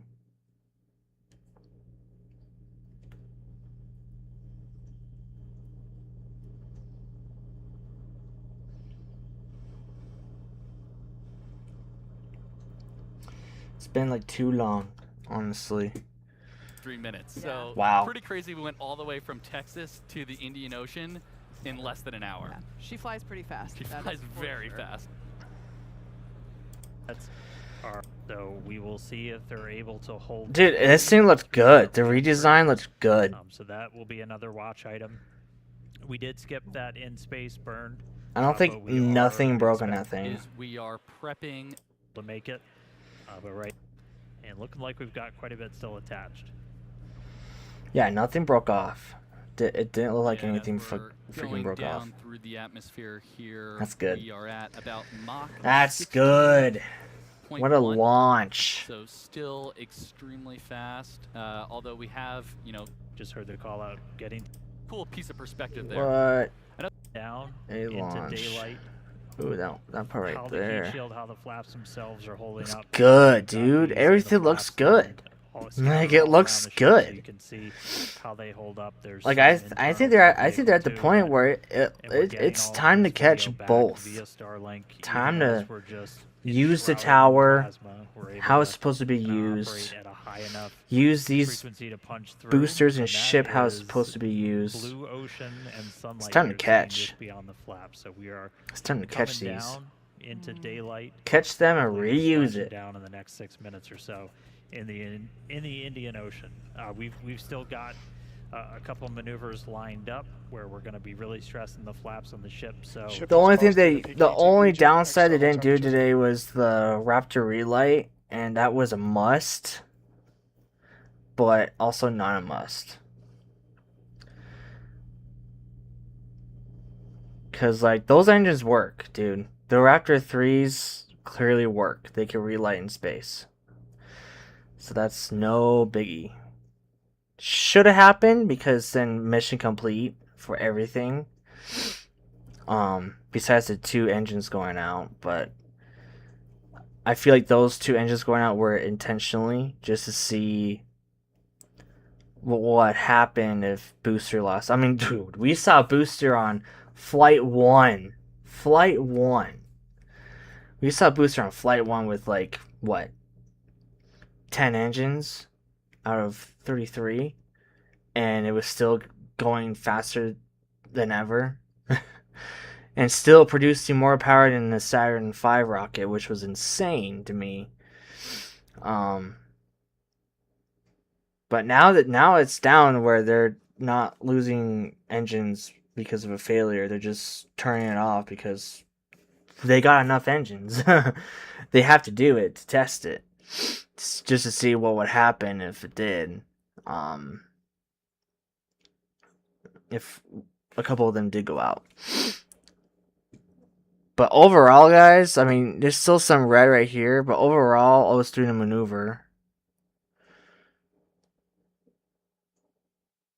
Dude, it controls so good.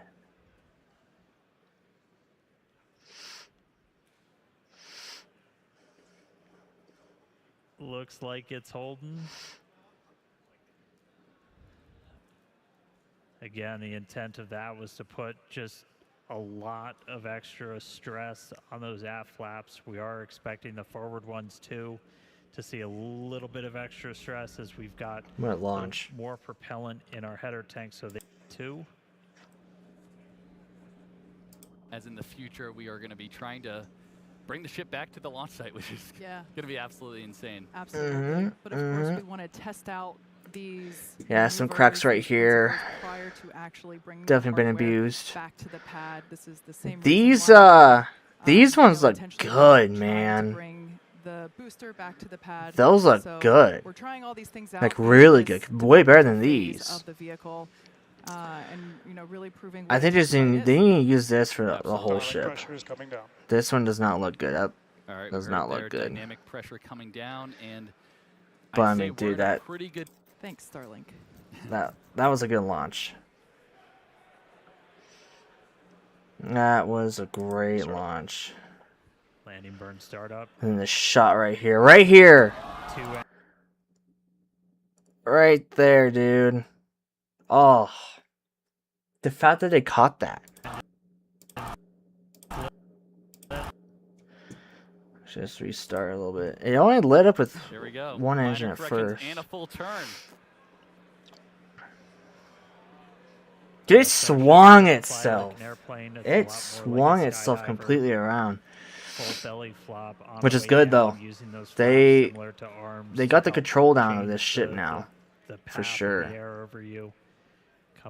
Don't know what's this right here. Again, going for a landing burn, trying to Don't know if that's a vent. these Raptors I would think that's a vent. Or a leak. One of those two. Landing burn startup. Yeah, look at that. 2 engines. Yeah, dude, that looks good. It's not like the what flight was it? Had like all orange stuff on it, which is normal. But this one didn't.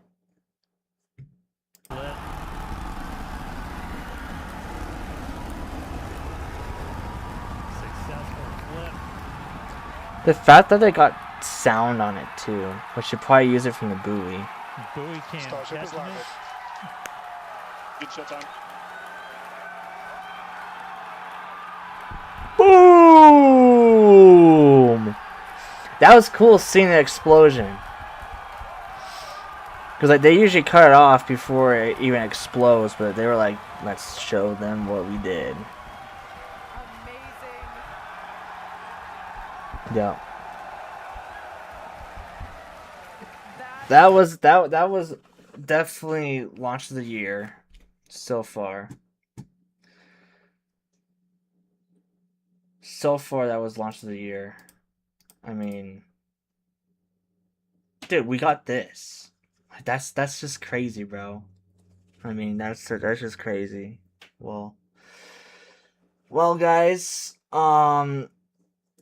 sorry for the stream today, but hey, at least you guys saw it, and I'm here talking now. So at least I got to stream it for you guys, and you saw it. I really wanted to react to this one, man. I was excited. I really wanted to show you guys a reaction, but unfortunately today was not the day because work was busy. And I'm sweating and need a shower. So, yeah, what a launch day. Starship has did it. Version 3 is now in the works again. And hopefully we'll get another launch here soon.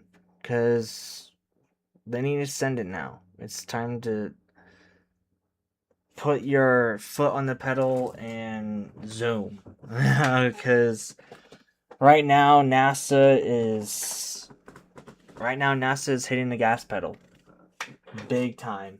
NASA is in a whole different game, whole different level. The space industry is alive and just gonna get stronger. If everything goes as planned and everything is going smoothly, dude, we could be on Mars here soon. But it's a matter of time, progress, how fast we could do things. But I mean, what a launch! What a launch, guys.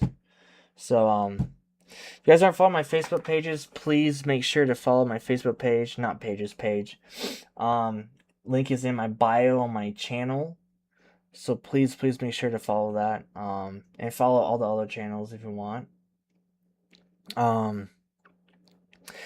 I should be able to go live today for Forza Horizon 6. I was supposed to last night, but I was beat. I was not in the mood to interact with anyone. So, but hopefully tonight I will. So stay tuned for that. Keep an eye on my channel. And also keep an eye on Facebook. I'm gonna see when the next launch is for SpaceX. Which we won't know for a while, probably a good month or so, but after today, I think it's go time. It's time to boom and zoom. Like, launch this month, now launch next month. That has to be the goal, and then it has to be every single day, just like Falcon 9. But it's a whole different ship, whole different vehicle. It's a whole different booster. Everything is just different compared to Falcon 9. This is more complex. So, but I'm looking forward to it. I'm looking forward for the next launch. And I can't wait. So thank you guys for watching. So sorry about the stream again, and I'm glad you guys got to see it though. And yeah, so thank you guys for watching. I hope you guys have a wonderful day or night wherever you're at. And yeah, SpaceX did it. Let's go. Another ship down in the books. So yeah, I'll see you guys in the next video, next stream, or video, whatever you want to call it. But that'll do it. Thank you guys for watching. Peace.